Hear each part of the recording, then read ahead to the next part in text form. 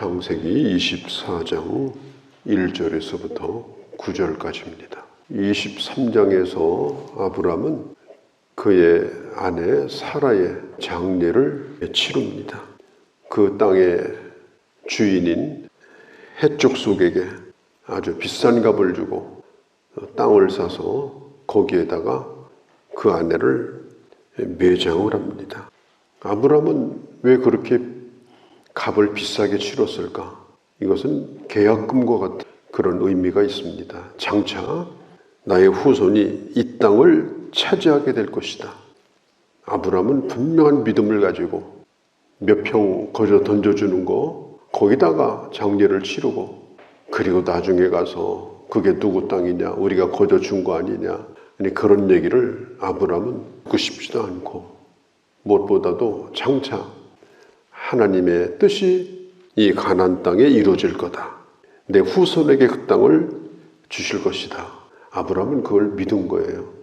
창세기 13장에 보면 그의 조카 롯이 아브람을 떠나요. 하나밖에 없는 피부치입니다. 그러니까 아브람이 넋을 놓고 벌판에 서 있는데 그때 하나님이 아브람을 불러서 이렇게 말씀해요. 동서남북을 바라보라. 아브람이 바라봤을 거 아니에요. 보이는 데까지만 보이겠죠. 이 땅이다, 네 것이 될 거다. 동서남북으로 다녀봐라.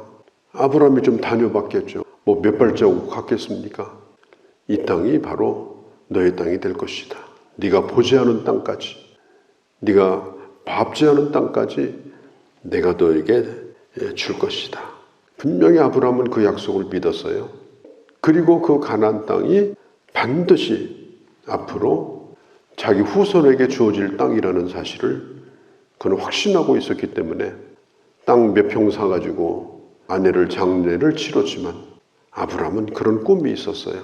그런 믿음이 야곱에게 이어지고 요셉에게 이어집니다. 야곱이 애굽 땅에서 죽었는데 야곱이 유언을 하지 않습니까?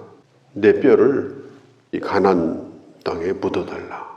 또 요셉도 죽을 때에 나도 그 땅에 묻어달라. 그래서 이 아브람의 이 신앙이 그 후손들에게 계속 이어지고 있는 것을 볼 수가 있어요. 그 꿈이 결국은 애굽에서 나와가지고 가나안 땅으로 들어가지 않습니까? 이 아브람의 믿음, 지금은 땅 몇 평밖에 없지만 아주 당당하게 나그네 생활을 하면서도 그가 기죽지 않고 믿음의 꿈, 그 비전을 바라보고 살았던 그 믿음, 이게 중요한 거예요.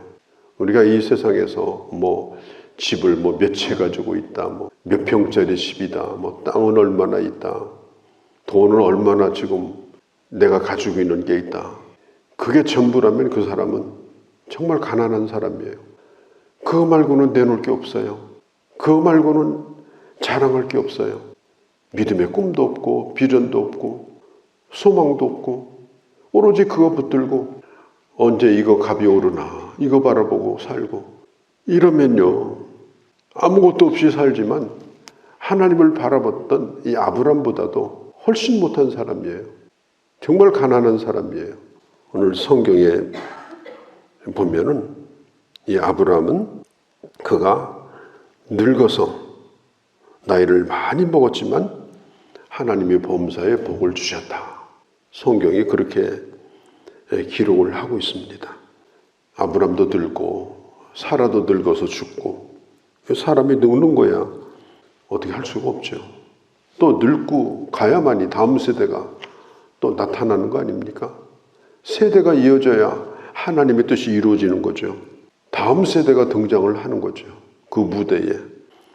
그러니까 육신도 약해지고 나이 먹으면 정신도 약해지고 또 마음도 약해지고 심지어 영적으로도 약해질 수가 있습니다. 그러나 아브람은 성경이 분명히 말합니다. 범사에 복을 주셨더라. 이 범사라고 하는 말은 그가 육적으로도 또 영적으로도 부족함이 없이 그의 노년에 하나님의 복을 누리며 살게 되었다. 범사에 복을 주셨다. 그의 노년은 하나님의 복을 누리는 시간이었다. 하나님의 약속이 이루어지는 것을 바라보는 오랜 기다림의 시간이었다. 아브라함은 하나님 앞에 갈 때까지 하나님이 주신 그 약속을 놓지 아니하고 끝까지 바라보고 살았어요. 사람이 죽을 때가 다 돼가지고 하나님이 데려가셔야 되는데 마지막 하는 얘기가 야, 인생 살고 보니 돈이 최고더라. 잘 나눠 가져라. 명예가 최고더라. 그렇게 살았다면 망한 겁니다. 뭐가 남겠습니까? 누가 그 이름을 오래 기억합니까? 아무도 기억해 주지 않아요. 아브라함은 나이가 많아 늙었고 여호와께서 그에게 범사에 복을 주셨더라. 이런 복이 우리들 가운데도 남은 생에 끝까지 떠나지 않기를 바랍니다.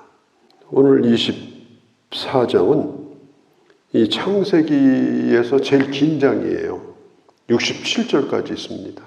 이게 분량이 많다고 하는 것은 이 일이 굉장히 중요하다는 얘기고요. 구체적으로 좀 알아야 될 필요가 있다. 간단하다면 간단히 얘기했을 거예요. 그런데 이 얘기가 무슨 얘기냐? 바로 이삭의 결혼에 대한 얘기입니다. 아브라함은 그 아내를 잃고 슬픔을 겪습니다. 그러나 그는 슬픔에 잠겨있지 않고 자기가 해야 될 일을 지금 하고자 하는데 자기의 아들 이삭의 결혼을 지금 준비를 하고 있어요. 그 중매를 할 사람을 뽑는데 그가 누구냐? 오늘 이름은 안 나와 있는데요.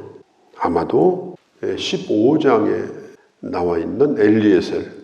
한때 자기 모든 걸 다 물려주고 자식이 없을 때 모든 걸 다 물려주고 자기 후대를 잇게 하려고 생각했던 아주 신실한 종이 하나 있었는데 그가 엘리에셀이에요.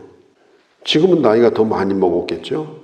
그 사람을 중매쟁이로 뽑았습니다. 성경을 쭉 읽어보면 앞으로 보겠습니다마는 아브람도 믿음이 있었고 이삭도 믿음이 있었어요. 그 다음에 이 일을 진행하는 엘리에셀도 믿음이 있었습니다. 하나님의 주권을 믿는 기도하는 사람들이었습니다. 아브라함은 자기 아들 이삭을 통해서 하늘의 별과 같이 후손이 이어질 것을 그는 믿고 이제 1세대에서 2세대로 이어져가는 믿음을 이제 준비를 하는데 그게 바로 그 아들을 결혼시키는 거예요. 그의 나이가 140, 그 아들의 나이도 40세입니다.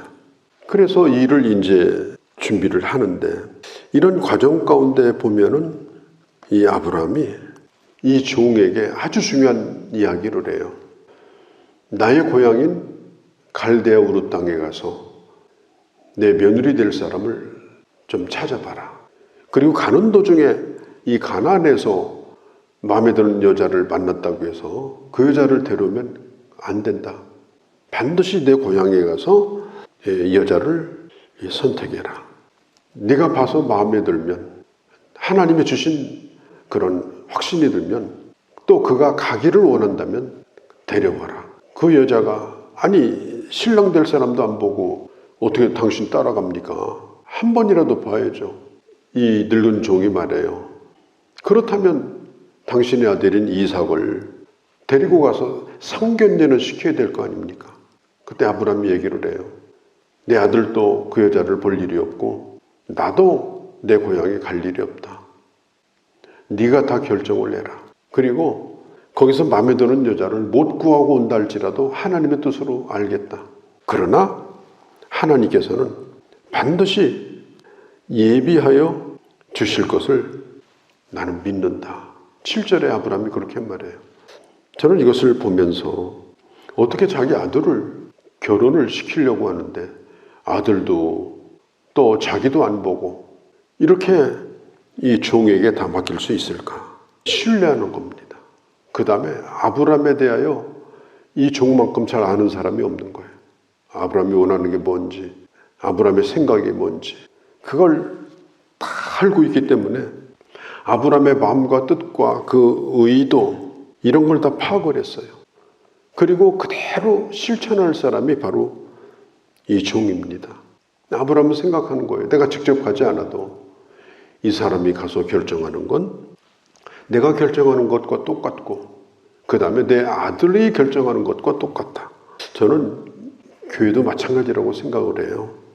그 사람, 그 집사님, 그 권사님, 그 장로님, 목회자를 대신해서 내가 그를 보낸다면 나에게 있어서 어마어마하게 중요한 일인데도 그가 가면 내가 간 것과 똑같다.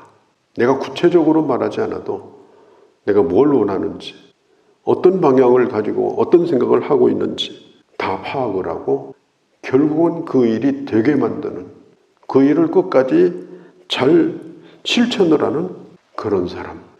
그런 사람이 이 교회에 필요한 거예요. 뭘 하려고 하면 그냥 몇 번 설명을 해야 되고 또 내가 왜 이렇게 하는지 또 이해를 시켜야 되고 그렇게 해도 뒤에 가서 또 왜 저러시나 그러고 만일 그런 분들이 내 주위에 둘러앉아 있다면 이건 뭐 꼼짝도 할 줄 못하죠. 어떤 일도 할 수가 없어요. 아브라함은 이 종을 그렇게 믿었고 그 종은 충분히 그렇게 할 수 있는 그런 사람이에요. 이 대사를 그에게 맡겨도 될 만한 그런 사람입니다. 이런 사람이 주인의 종이 되는 것은 그 주인에게는 복이고 그리고 그 종에게도 복이 아닐 수가 없어요. 아브라함이 얘기합니다. 나하고 맹세해라. 뭐 죽고 사는 맹세는 아니지만 그래서 그 종이 그 주인의 무릎 사이에 손을 넣고 그리고 꼭 그렇게 하겠노라고 맹세를 합니다. 그러니까 한번 또 물어봐요. 그 자부될 사람이 안 따라오겠다고 하고 아들을 꼭 보겠다면 아브라함이 얘기해요. 아닌 줄로 알고 그냥 오너라. 아니라고 생각하고 그냥 오너라. 그런 얘기를 하는 여자가 있거든. 5절 6절에 보면요. 아브라함이 아주 뜻이 단호합니다. 죽을 때까지 자기 고향에 가기를 원치 않았어요. 히브리서 11장에 있는 것처럼 돌아갈 기회가 많았거니와 그는 더 나은 본향을 사모하여 자기 고향으로 가본 적이 없다. 왜? 이미 고향을 떠난 자고 그리고 하나님 나라를 향해서 가는 자이기 때문에 그 종에게 얘기해요. 내가 갈 일은 없다. 내 아들도 갈 일이 없다. 이미 떠나온 곳이다. 네가 가서 대신하여 그 일을 하라. 이것을 아마도 이삭도 분명히 들었을 겁니다. 공개적으로 일을 했을 거예요. 자녀에게도 이것을 선포하는 겁니다. 반드시 너를 통하여 너의 후손이 드러날 거다. 아브라함은 이걸 참 잘 가르쳤어요. 모리아산에서 그 아들을 제물로 바치려고 할 때도 아버지 제물이 어디 있어요? 그러니까 걱정하지 마라. 하나님이 다 예비해 두었단다. 얼마나 궁금하겠어요. 그러니까 그 아버지가 선포하는 거예요. 믿음으로. 하나님이 준비했단다. 하나님이 알아서 하신단다. 그리고 아들이 순종하려고 하니까 하나님이 그 아들을 살려줬고 순양을 준비해가지고 제물로 드리게 했거든요. 이런 경험들이 있기 때문에 그 이삭은 하나님이 예비하신 것을 믿은 거예요. 반드시 하나님은 예비하신다. 하나님은 준비하시는 하나님이다. 그러니까 부모님들이 그렇잖아요. 아니 나는 걱정 안 하는데 왜들 이렇게 난리를 치고 걱정을 합니까? 나는 믿는데. 이런 얘기를 부모하고 자식 간에 오가는 일들이 우리에게 종종 있지 않습니까? 야, 너 큰일 났다. 너 이러고도 속이 편하냐? 아니 부모님 하나님이 다 예비할 건데 내가 기도하고 있는데 뭘 걱정을 그렇게 하십니까? 아브라함은요. 그 아들이 40세예요. 그런데도 선포해요. 따라오지 않으려거든 그런 여자는 내버려둬라. 그리고 아들 보겠다고 하는 여자도 내버려둬라. 그게 아브라함의 믿음이에요. 그리고 선포하는 거예요. 반드시 하나님의 약속이 이루어질 것을 믿는 이 아브라함의 믿음. 그리고 종에게도 얘기해요. 빈손으로 오더라도 책임을 묻지 않겠다. 아무나 하나 데려오지 그냥 왔느냐. 그런 얘기 절대로 하지 않겠다. 억지로 하려고 하지 말라. 하나님이 분명히 예비해 두었을 것이다. 하나님의 약속이 이루어질 것이다. 이렇게 종에게도 얘기하고 자식에게도 선포하고 그리고 자신도 그런 믿음을 가지고 이 중요한 일을 지금 진행을 하고 있습니다. 거기 누구를 압니까? 번지수를 압니까? 아무도 몰라요. 앉아가지고 하나님 앞에 기도하는 거예요. 하나님 어떻게 하면 좋을까요? 근데 좋을까 요 자가 끝나기도 전에 한 여자가 우물가에 물을 길러 오는데 그가 바로 장차 이삭의 아내가 될 리브가였습니다.